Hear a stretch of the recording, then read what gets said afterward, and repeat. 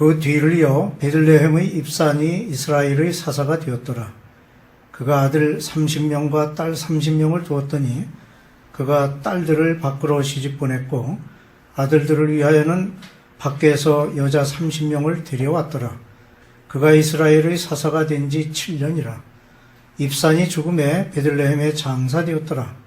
그 뒤를 이어 스불론 사람 엘론이 이스라엘의 사사가 되어 10년 동안 이스라엘을 다스렸더라. 스불론 사람 엘론이 죽음에 스불론 땅 아얄론에 장사되었더라. 그 뒤를 이어 비라돈 사람 힐렐의 아들 압돈이 이스라엘의 사사가 되었더라.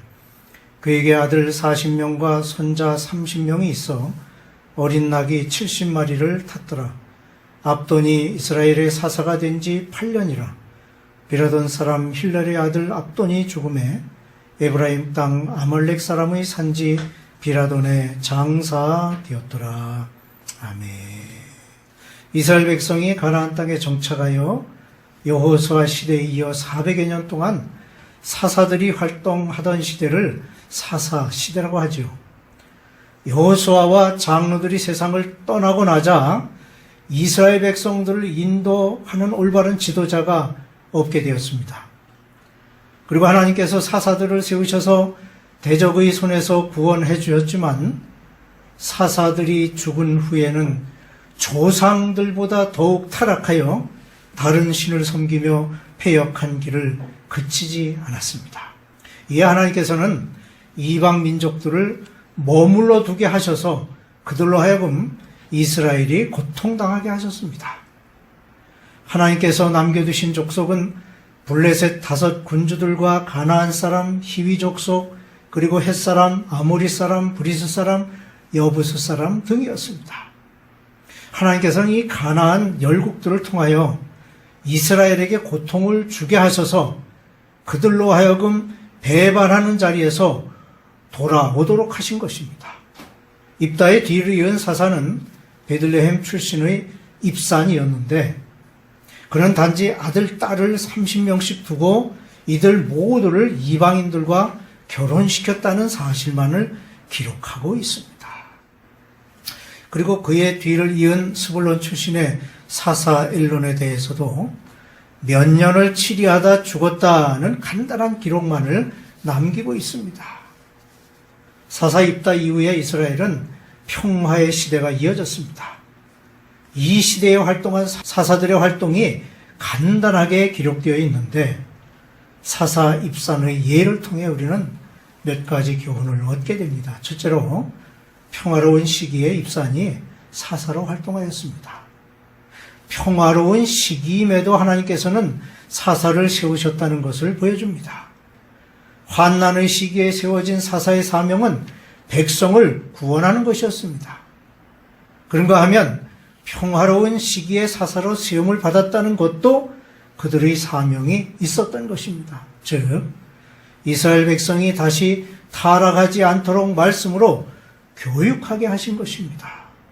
지금도 하나님의 일을 하는 사역자는 평화로운 시기에 사역하고 있기에 그 사명을 알고 세상 사람들과 같이 부와 명예를 추구하거나 쾌락을 일삼지 말아야 할 것입니다. 만일 그렇게 한다면 많은 영혼들이 올바른 길을 가지 못하고 타락하게 될 것입니다. 하나님께서 평화로울 때 사사를 보내신 것에는 이유가 있습니다. 그것은 백성이 타락하지 않도록 잘 교육하는 것이며 그러므로 그들의 사명이 더욱 중요한 것입니다. 환난의 역사는 영웅을 만들지만 평화로울 때 알려지지 않는 사역자의 업적은 하나님께서 친히 보상해 주실 것입니다. 둘째로 입사는 아들 30명과 딸 30명을 두었습니다. 자녀를 많이 둔다는 것은 축복을 상징합니다. 하나님께서는 이스라엘이 그들의 죄를 회개하고 하나님께로 돌아왔을 때 외세의 침입이 없게 하시고 많은 자녀를 낳아 기를 수 있는 은혜를 허락하십니다. 그러나 본문은 이상하게도 이스라엘 백성의 풍요로움은 기록하지 않고 사사 입산의 풍요만을 기록하고 있습니다. 아들 30명, 딸 30명을 두었다는 것은 분명 부유한 생활이 아니면 불가능한 일입니다. 이와 같이 사사의 부유한 삶이 기록되었다는 것은 일반 백성들과 같이 그의 삶이 부를 추구하는 삶이었다는 사실을 간접적으로 표현한 것입니다. 사사의 사명은 백성들과 한 가지로 풍요를 누리는 삶이 아닙니다.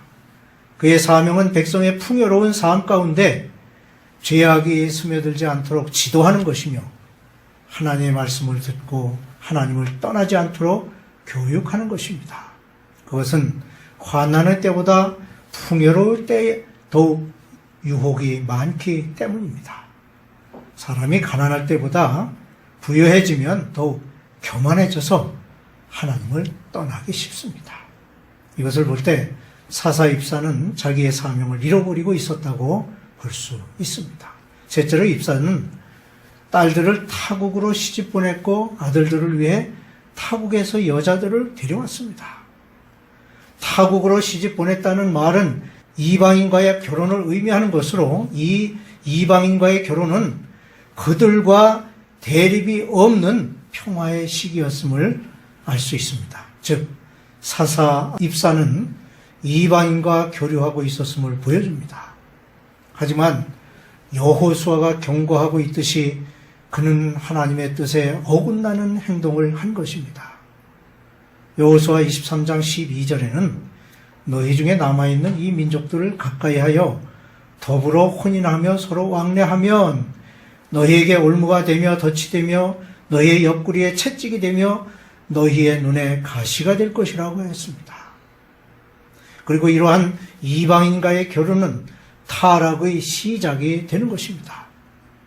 입산의 딸들이 이방인들에게 가서 우상을 섬길 우려가 있고 타국에서 데려온 이방 여자들을 통해서 아들들이 이방 신과 이방 풍습을 따를 여지가 있게 되는 것입니다. 이것은 하나님의 백성으로 구별된 삶을 살아야 하는 일에 어긋나는 것이며 그러므로 입사는 그의 본분을 잃어버린 행동을 한 것입니다. 사사의 삶이 이러했다면 백성들의 삶 역시 서서히 이방 풍습에 의해 하나님을 떠나고 있었다고 보아도 될 것입니다. 입산에 이은 사사 엘론이나 압돈 역시 입산이 뿌려놓은 씨앗의 결과로 결국 이스라엘 백성이 하나님을 떠나 또다시 하나님의 목전에서 악을 행하는 일, 즉 이방신을 섬기는 일이 일어나고 말았습니다. 그들이 누리던 평화는 입다가 죽은 후에도 베들레헴 사람 입산과 스볼론 사람 엘론 그리고 비라돈 사람 힐렐의 아들 압돈이 사사로 있을 때까지 계속되었습니다. 그러나 압돈이 죽은 이후에는 또다시 이스라엘이 하나님을 떠나 악을 행함으로 환난과 고통의 시대가 시작되었습니다. 이스라엘의 고통은 언제나 하나님을 떠나면서부터 시작됩니다. 압돈이 평화기의 마지막 사사라는 점에서 우리는 몇 가지 영적인 교훈을 얻을 수 있습니다. 우선 이스라엘 백성이 타락한 것은 사사들의 책임이었습니다. 하나님이 사사를 세우신 목적은 이스라엘 백성을 노력하는 자들에게서 건져내게 하시려는 것이었으며 또한 백성들을 가르치기 위함이었습니다. 그러나 2장 4절에 그들이 그 사사들에게도 순종하지 아니했다라는 말씀과 같이 사사들의 말도 듣지 않았습니다.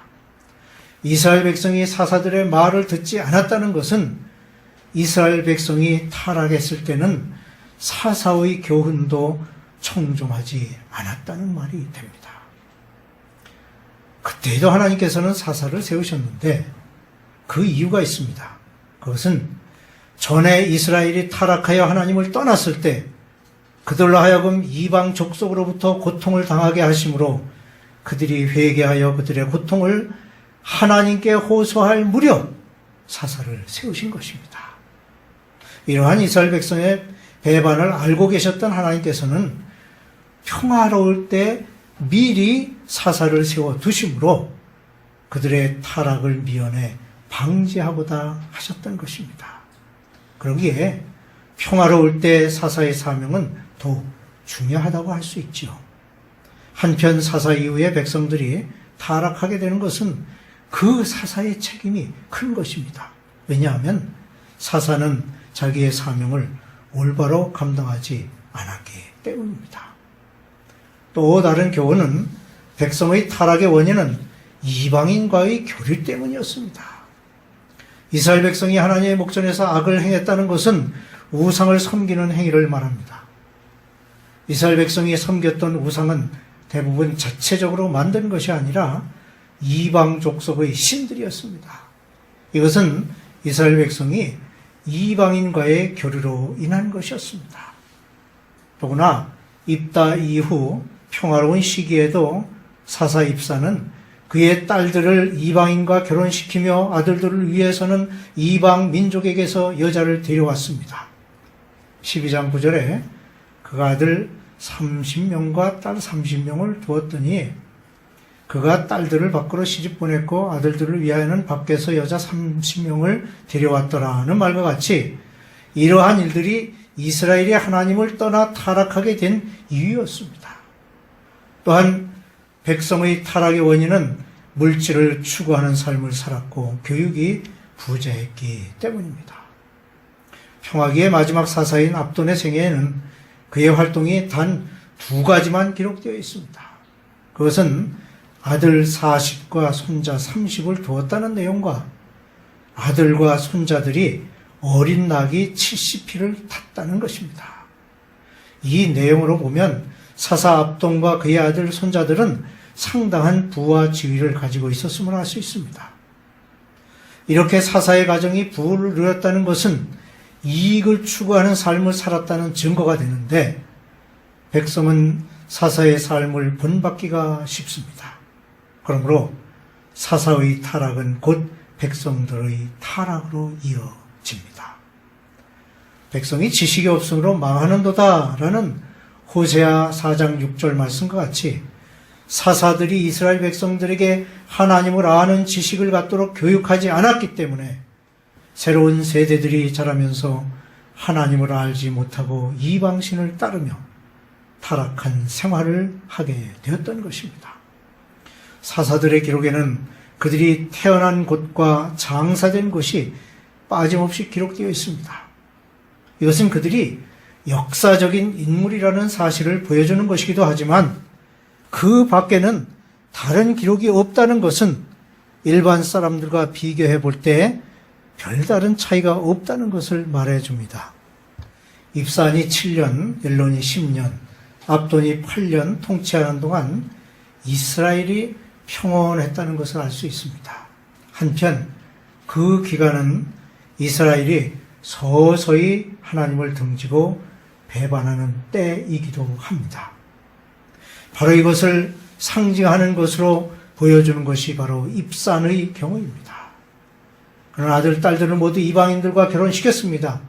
이방 민족과의 결혼은 가나안 땅 정착 초기부터 이미 하지 말도록 엄히 경고한 말씀이었습니다. 그런데 사사가 그러했다면 일반 사람들이 어떻게 했으리라는 것은 짐작하고도 남음이 있습니다. 이와 같이 평화로운 시기를 부정적으로 보게 되는 것은 평화로운 시기가 있고 난 후에 또다시 백성이 타락하여 죄를 범했다는 사실에 초점을 맞추고 있기 때문입니다. 평화로울 때 우리 자손들에게 무엇을 물려주어야 하겠습니까?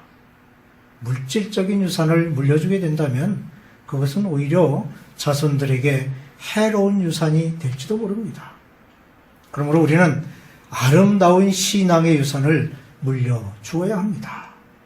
평화로울 때 더욱 하나님을 바라보아야 하는 것입니다.